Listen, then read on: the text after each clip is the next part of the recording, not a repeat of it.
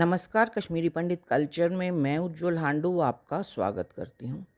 हिंदू धर्म के अनुसार जीवन के प्रत्येक महत्वपूर्ण कार्य को हमें शुभ मुहूर्त पर करना चाहिए ताकि हम इस कार्य का शुभ फल प्राप्त कर सकें। विवाह और यज्ञोपवीत जैसे कार्यों पर हमारे कुल गुरु हमें ये शुभ मुहूर्त बताते हैं। हमारे पंचांग में भी ये मुहूर्त दिए जाते हैं, हम इन्हें वहाँ पर भी देख सकते हैं। इसके अलावा दैनिक जीवन में भी हम पंचांग में कई बार शुभ दिन देखकर ही कोई काम करते हैं। जैसे कोई नया एडमिशन के लिए फॉर्म भरना हो, जॉब के लिए अप्लाई करना हो, नई गाड़ी खरीदनी हो, बच्चे की विवाह संबंधी बातचीत शुरू करनी हो इत्यादि। केवल शुभ कार्य ही नहीं, परिवार में अगर किसी की मृत्यु भी हो गई हो और 12 दिन के बाद जब सभी अपने घरों को वापस जाते हैं, उस दिन भी देखा जाता है कि शुभ दिन हो, तभी बेटियां वापस अपने घर जाती हैं ताकि भविष्य में हमें फिर शुभ कार्यों पर ही आपस में मिलने का मौका मिले, ऐसे अशुभ दिन पर ना मिले। अभी तक हमारे घर के बड़े बुजुर्ग हमें शुभ दिन बताया करते थे। अब हमारी बारी है। हमें भी अपने घर परिवार के सुख समृद्धि के लिए शुभ दिन पर ही कोई महत्वपूर्ण कार्य करना चाहिए। तो चलिए आज के वीडियो में जानते हैं कि कैसे तय करें कौन सा दिन शुभ है। कश्मीरी पंडित परिवारों में शुभ दिन देखने के लिए वार और नक्षत्र दो चीज़ों को देखा जाता है। रविवार से शनिवार तक 7 वार आती हैं। इनमें से शुभ कामों के लिए हम अक्सर सोमवार, बुधवार और शुक्रवार को ही चुनते हैं। अब नक्षत्रों की बात करते हैं और जानते हैं कि शुभ अशुभ नक्षत्र कौन कौन से हैं।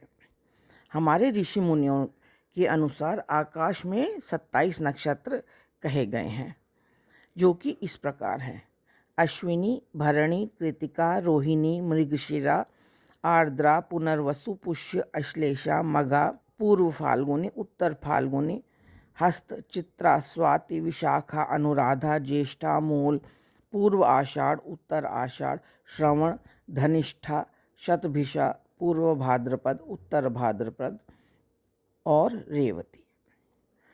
इन सभी नक्षत्रों के अपने अपने देवता होते हैं जिनका प्रभाव इन नक्षत्रों पर आता है। इन्हीं के कारण कोई नक्षत्र सौम्य हो जाता है और कोई नक्षत्र क्रूर। सौम्य नक्षत्र शुभ फलदायी होता है और इसमें किया गया कार्य सिद्ध होता है। वहीं पर क्रूर स्वभाव वाला नक्षत्र अशुभ फलदायी होता है और इस नक्षत्र में किया गया कार्य बिगड़ जाता है। तो सबसे पहले बात करते हैं क्रूर नक्षत्रों की और जानते हैं कि इनके देवता कौन हैं जो इन्हें अशुभ फलदायी बना रहे हैं। सबसे पहले आता है भरणी, जिसे कश्मीरी में हम बरन कहते हैं, और इसके देवता हैं काल। दूसरा कृतिका, जिसे कश्मीरी में हम क्रत्स कहते हैं, इसके देवता का नाम है अग्नि। तीसरा अश्लेषा, अश्लेषा के देवता हैं सर्प। चौथा मघा, मघा के देवता हैं पितृ। इसलिए जिस दिन इन 4 नक्षत्रों में से कोई एक नक्षत्र हो, उस दिन कोई भी शुभ काम हमें नहीं करना चाहिए।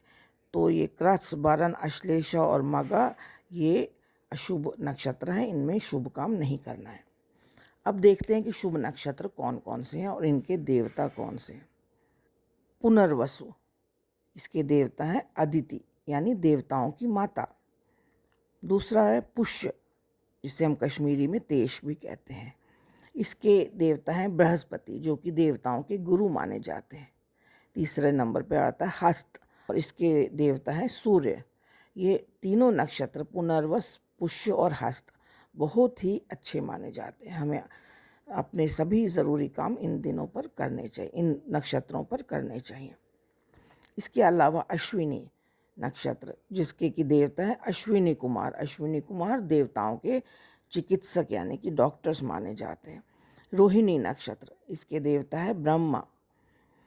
मृगशिरा नक्षत्र, इसके देवता है चंद्रमा। उत्तर फाल्गुनी, इसके देवता है अर्यमा। अर्यमा एक वैदिक काल के देवता हैं और ये 12 आदित्यों में से एक हैं। ये ऋषि कश्यप और अदिति की संतान है। फिर एक नक्षत्र है चित्रा, जिसके की देवता हैं विश्वकर्मा। विश्वकर्मा कौन थे? वो देवताओं के आर्किटेक्ट थे। इसके अलावा स्वाति नक्षत्र, इसके देवता पवन। अनुराधा नक्षत्र, इसके देवता हैं मित्र। मित्र भी वैदिक देवता हैं, ये 12 आदित्यों में से एक है। उत्तराषाढ़, इसके देवता है विष्णुदेव। विष्णुदेव जो है 9 देवताओं का एक समूह है। और श्रवण नक्षत्र, श्रवण नक्षत्र के जो देवता हैं वो विष्णु। विष्णु भी एक वैदिक देवता माने जाते हैं। तो इस प्रकार ये जो 12 नक्षत्र हैं, ये सभी 12 नक्षत्र शुभ नक्षत्र माने जाते हैं। अपने सभी शुभ कार्य को हमें इन नक्षत्रों पर करना चाहिए।